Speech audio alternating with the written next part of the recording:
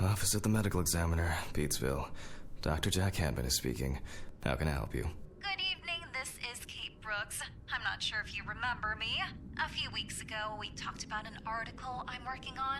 It's about your wife. I dropped by last Friday to speak to you, but you weren't working at the time. I asked the security guard to pass on a note for me. I would like us to discuss the topic of... I thought I had made it painfully obvious for the last time. No! Please don't call me again and stop inquiring about my wife. Damn journalists. They don't let me work.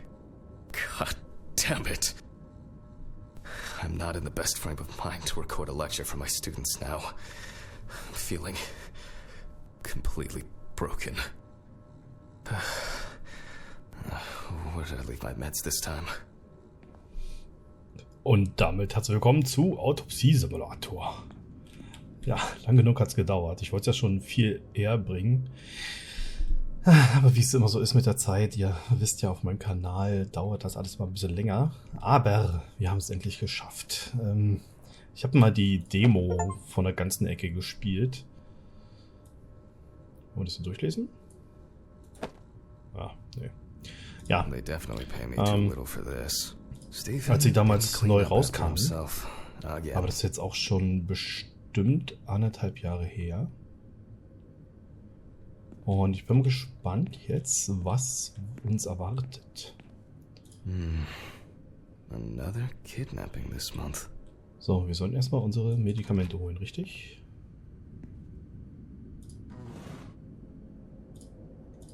Ah, okay.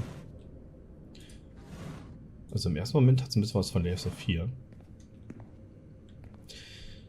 Ich muss mal sehen, eigentlich wollte ich das ganze Spiel noch mit einem Spezialgast aufnehmen, aber das ist zeitlich momentan nicht möglich. Ich hoffe, dass wir wenigstens mal eine Folge zusammenfinden oder so. Pills first, Jack. Pills. Also, Tabletten, warte mal. Wenn das Lager ist, da ist zu. Probieren wir es mal hier. Ach, guck mal. Okay. Time to pull myself together. Lecker. And get back to work. Okay. Sollten wir nicht wenigstens Schluck Wasser trinken oder so? Nee, ne? Brauchen wir nicht. Ja, ein sehr düsteres, unaufgeräumtes unaufgeräumter Gerichtssaal. Okay, wir brauchen die Kamera. Now remember, Jack. Don't forget, hit the record button this time. Ja, wir sind nicht in der besten Verfassung. Ich kann mich auch gar nicht mehr so dran erinnern, ob das jetzt wirklich ein Horrorspiel ist oder tatsächlich nur so ein wie ein stinknormaler Simulator. Auf jeden Fall wird es blutig, das weiß ich. Oder sehr, sehr eklig. Now, I just have to get everything in frame. Oh, warte mal, ich muss, glaube ich, mal kurz was umstellen. Warte mal. So. Wo wir hier noch Ärger kriegen. November 20th, 1991. Time 8:43 Keiner gesehen. p.m. Recording for medical students from the University of Missouri. This autopsy is conducted by Jack Hanman. Hello, everyone. Welcome to the autopsy room. Today, you will have the dubious pleasure of following a full autopsy, step by step. For those of you who have already performed your first autopsy, this will refresh your basic knowledge. In turn, for those whose knowledge is only theoretical, I advise not to watch this after a meal. Ja, ich hatte mir erst überlegt, die Zensur nicht reinzumachen, aber dann hätte ich sie ab 18 machen müssen. Und das wollte ich dann doch nicht, weil es sollen ja für alles zugänglich sein.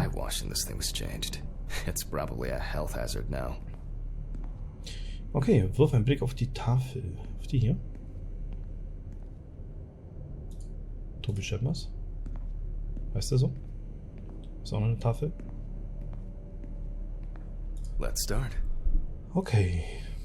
Erkläre den Studierenden, was in diesem Beruf wichtig ist. Always wear an apron, mask, and gloves. Goggles are a must when the job is splashy. And in case of sharp accidents, it's worth having disinfectants at hand. It's true that you won't get ptomaine poisoning straight away, but if your liver or kidney aren't doing well, you may end up with diarrhea. Oh, ist das lecker. Aber noch gucken, ob ich die Schriftart ein bisschen besser stellen kann. Hier, guck mal. The cadaver is placed on its back on the autopsy table. The pathologist stands on the right of the deceased. Make sure that all the necessary tools are always at hand so that you don't have to run around looking for something, like I do all the time. Okay.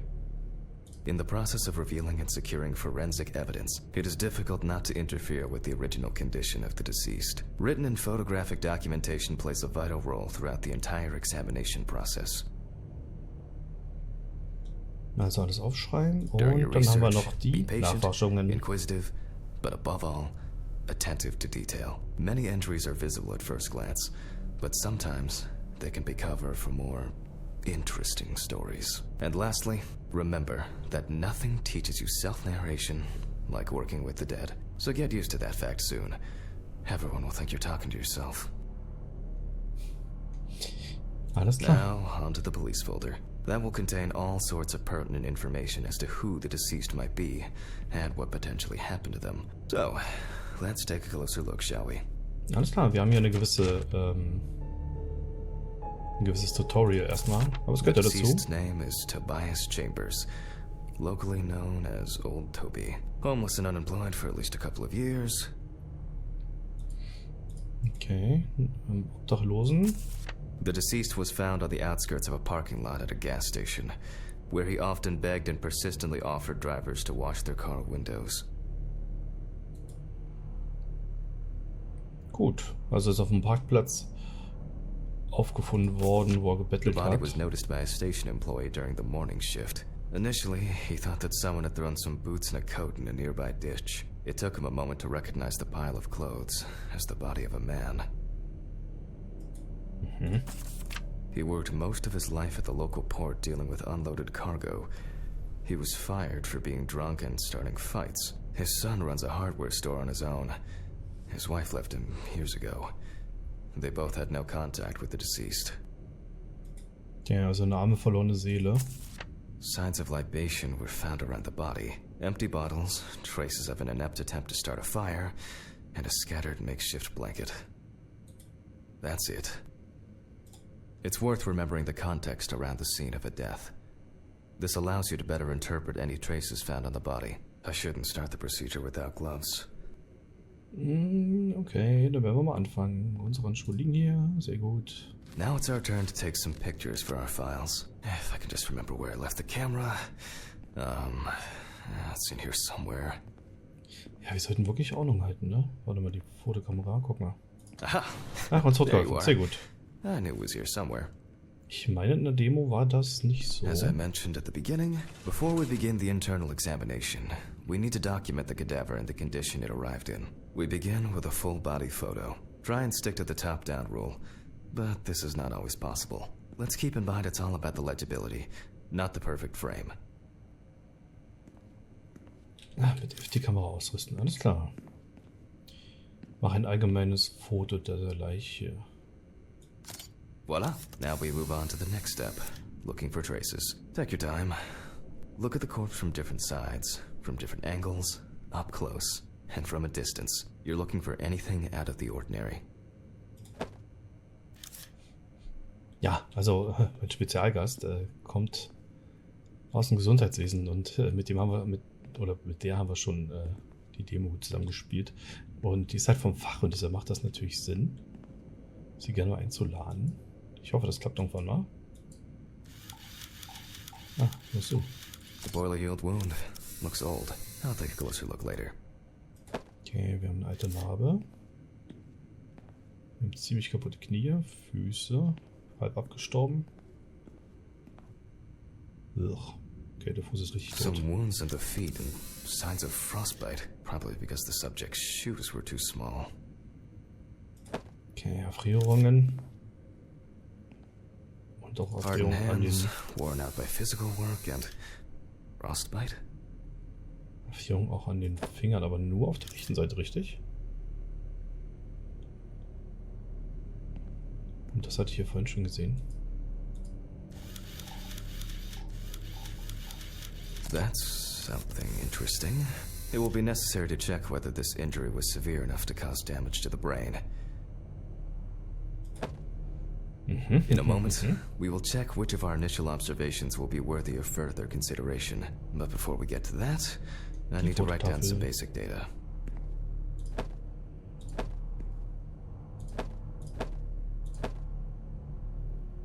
Okay, erste Schritte. Führe die Obduktion durch. Wie? Gestartet habe auch, ja. Führe die Obduktion durch. Scalpel, scissors, syringe, magnifying glass, knife. I guess I forgot to clean the knife. Ah. Scalpel. Okay, womit fangen wir an? So. Handschuhe haben wir an. Ich bräuchte einen kleinen Tipp.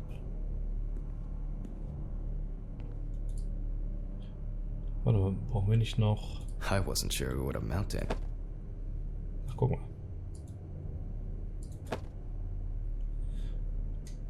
Wir brauchen bestimmt so ein Diktiergerät, oder? My old but trusted centrifuge. Ideal for all the fluid tests I need to perform during an autopsy.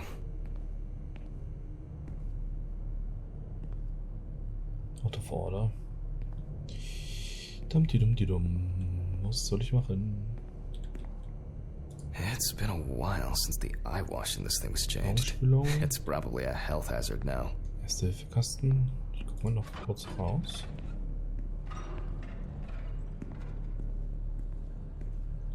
Wird ja noch irgendwas vergessen haben, aber ich glaube nicht, oder? Krieg ich mir auch wie die Hilfe anzeigen lassen? Nee, ne?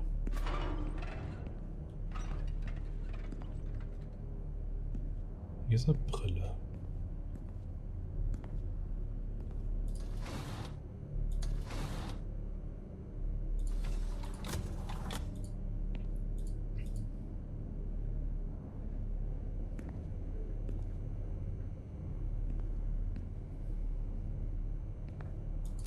Personal information. Alles klar. The deceased was unclothed. Date. Okay. As you can see, I note everything down on previously prepared forms. Every pathologist must keep a detailed record of every step of the autopsy. This not only allows you to track the procedure, but also collates the results together, upon which you may back up your conclusions. So, enough of the boring prep. Let's begin by taking a closer look at the spots I photographed earlier. For this, you're going to need a magnifying glass. Alles klar, wir brauchen eine Lupe. Also, wir dokumentieren natürlich alles. Scalpel, scissors, Ja, das ist die Lupe. syringe, magnifying glass, knife. Ach, Werkzeug, guck mal. Ah, I guess I forgot to clean the knife. Which spot first? It looks like a burn mark. No doubt painful, Runter. but it's not pertinent for this case. Okay, das ist nicht das Problem. Die Here Hände we can sahen ja see auch sehr schlimm aus. frostbite on the fingertips. We can tell by the characteristic skin color. Ja, schon sehr detailgetreu.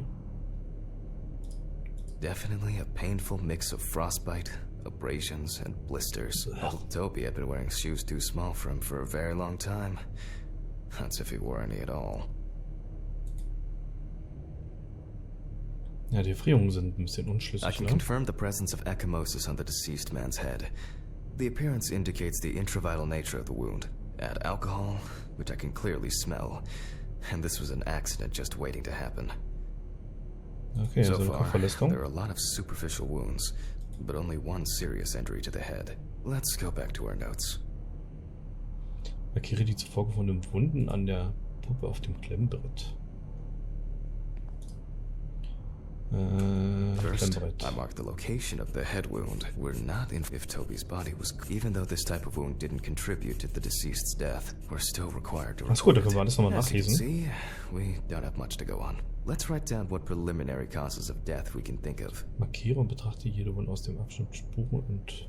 Various types of accidents are a common cause. Considering the conditions in which you slept, the Erklärung. nights have been particularly nasty lately. This is of no interest to us. Since the deceased clearly smelled of alcohol, I'll add alcohol poisoning to our list. Okay, alles klar. Leg das Lernbrett ab und fahre mit We still Obduktion have one fort. thing left from the basics. Rigor mortis. Well, we take our deceased by the hand, gradually re-raise it. Ah, okay, krass.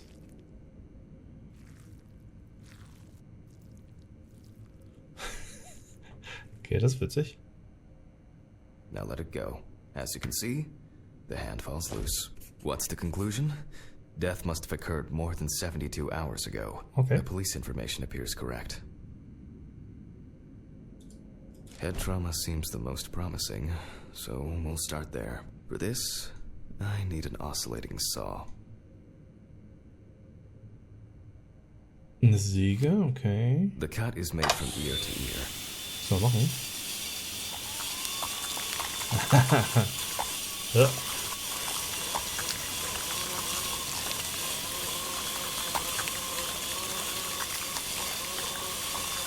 After which, we remove the skin and the top of the skull.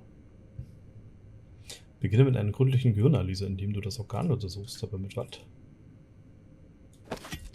After the basic examination, we can see that the brain's cerebral gyri Verlasse in den both Leichnam. hemispheres are symmetric.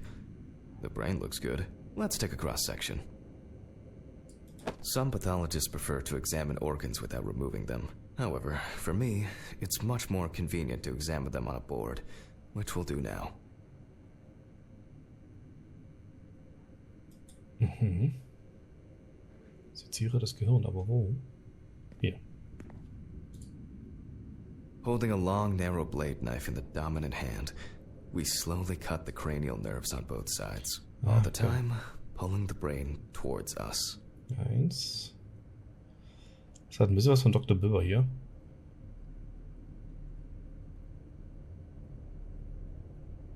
So far, so good. The hematoma seems to have had no effect on the brain. Okay. Also, die Schädelwunde hat am Gehirn zumindest keine Verletzung gemacht. Du bist zumindest nicht schuld an der Verletzung. Kehre zur Obduktion zurück. Also, okay. Das ist schon mal nicht die We can Todesursache. rule the fatal accident out as well. Schließe Sturz als Brain's in good Todesursache aus. condition, Hammer. so we have no choice but to proceed to the internal examination of the other organs. I grab a scalpel from my kit. Alles klar, wir brauchen unser Skalpell. The incision should be in the shape of a letter Y. We use a deep cut to reach all the way to the ribs Wo X and auch to geht, ne? penetrate the abdominal wall. All right. So. Now we peel back and separate the skin. Ziehe mit einer freien Hand die Hautlappen zurück. Guck mal. Aber das ist blutleer, ne?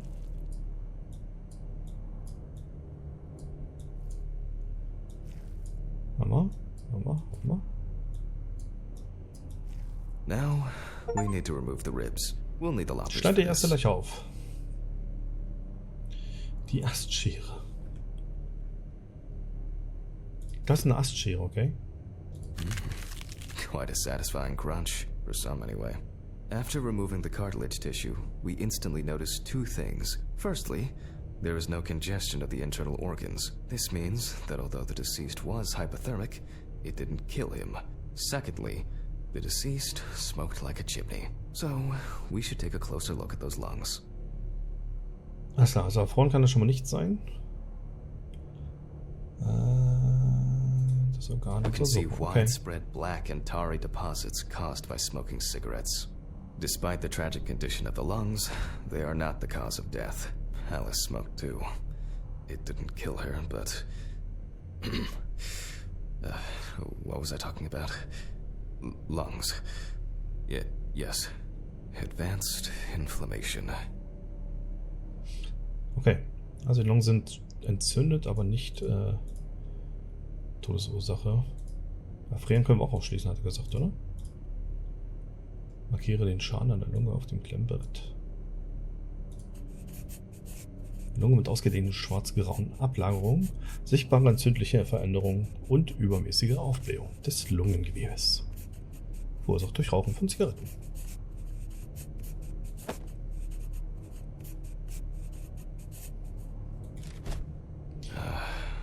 So, was haben wir jetzt? Viele Spritzer in den 3 Proben für toxikologische Untersuchungen. Specifically 3. From the eye, the heart, and the bladder. I'm interested. Vitreous humor analysis is very useful in indicating long-term alcohol abuse. 5 milliliters from the left ventricle should do it. Und hier nochmal. From the bladder, we draw about 10 milliliters of fluid. Now we take our samples to the centrifuge. But before I do that, I need to find my notebook. My dyscalculia means that I always double-check the settings. Please excuse me while I run and fetch it. Hol das Notizheft mit den notwendigen Werten für die Zentrifuge aus dem Büro.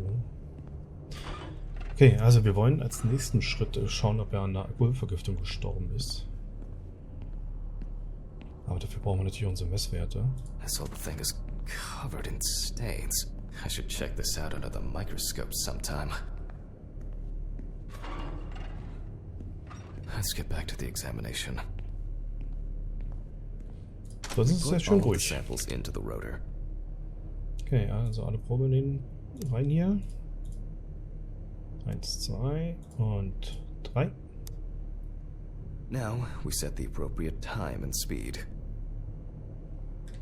Okay, wir brauchen Notizen. 15 Minuten, 70%.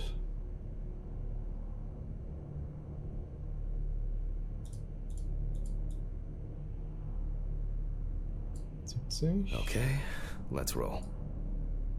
Zentrifuge starten.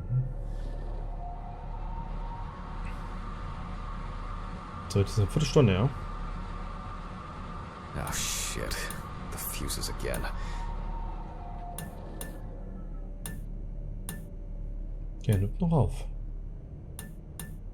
My old but trusted centrifuge. Ideal for all the fluid tests I need to perform during an autopsy.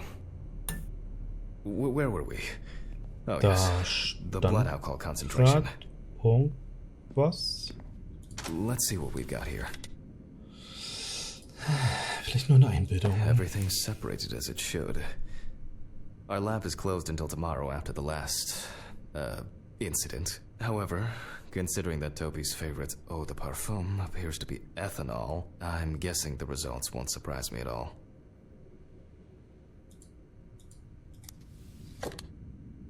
Let's go further. We will now focus on the cardiovascular system, specifically the heart. Da stand irgendein Typ, oder? Halbnackt. Von hier seine Ecke so. We remove the organ and examine it closely.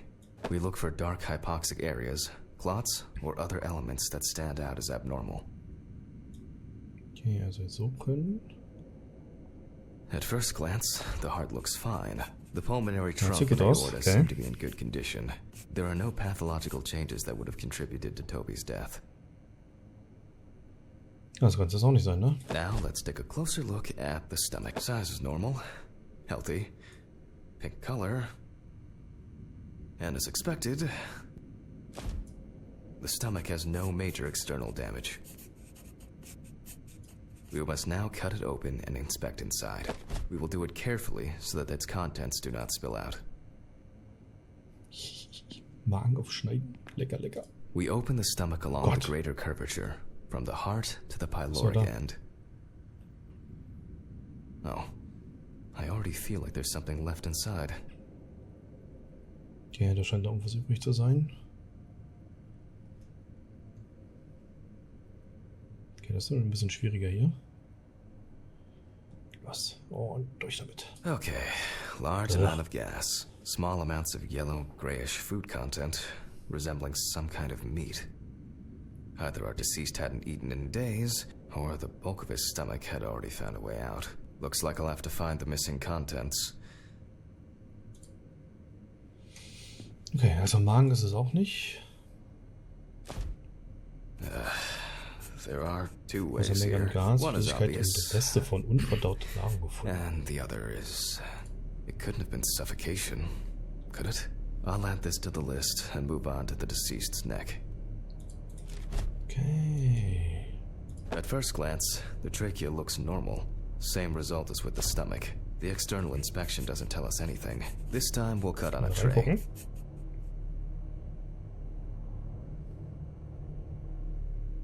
Das sieht schon ein bisschen eklig aus. While cutting such a small organ as the trachea, we must make a precise incision. To be able to cut with the very tip of the blade, we must hold the scalpel as we would a pen. Gott.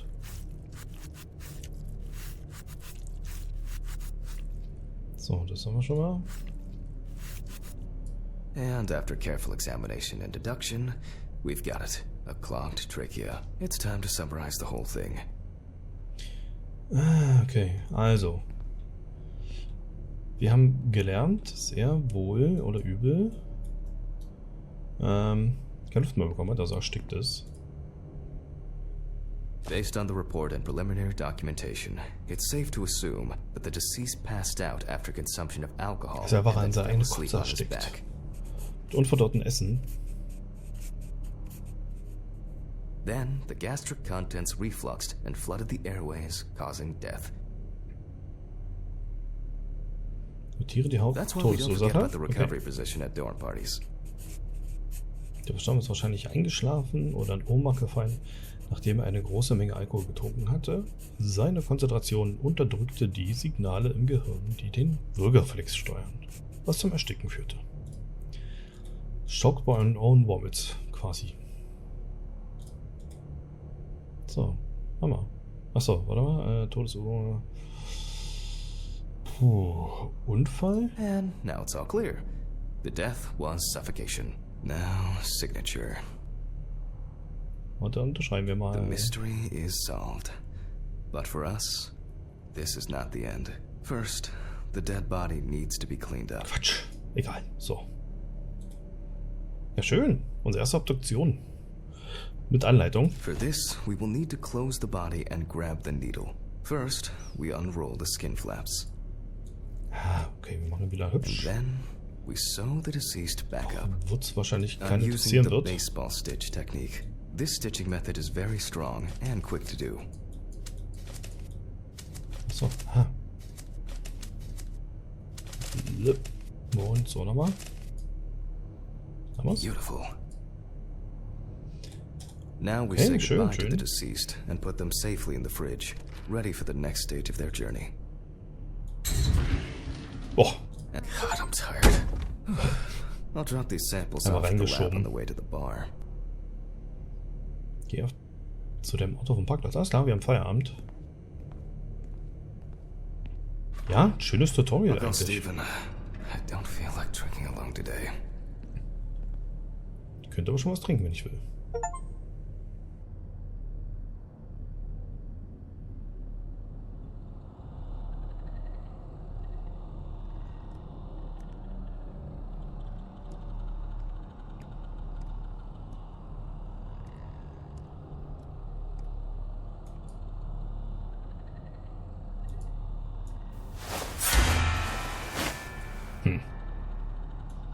Okay, was ist das jetzt für eine Aktion?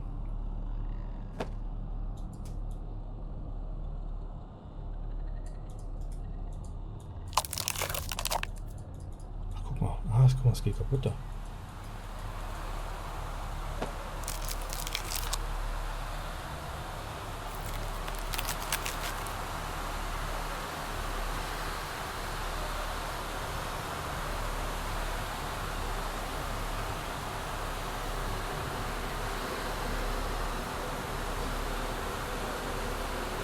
Also ich meine, dass wir einen kleinen Dachschaden haben. Vielleicht nicht so gesund, das immer im Dunkeln zu machen, so eine Autopsie. Aber gut, es ist eine Entscheidung.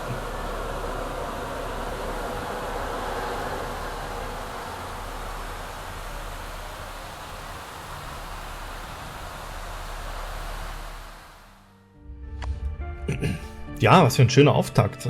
Also das Prolog hat mir schon mal gut gefallen. Jetzt wissen wir zumindest, wie das alles funktioniert. Wir haben zumindest irgendwas Komisches gesehen. Mal sehen, was uns in den folgenden Kapiteln erwarten wird. Ja, krasse Sache. Schön. Also ich glaube, das werde ich wohl durchspielen. Ihr könnt ja mal in die Kommentare schreiben, ob es euch auch so gut gefallen hat. Ich glaube, da ist noch ein bisschen was zu erwarten. Aber gut. Vielen Dank erstmal fürs Zusehen und wir sehen uns. Bis bald.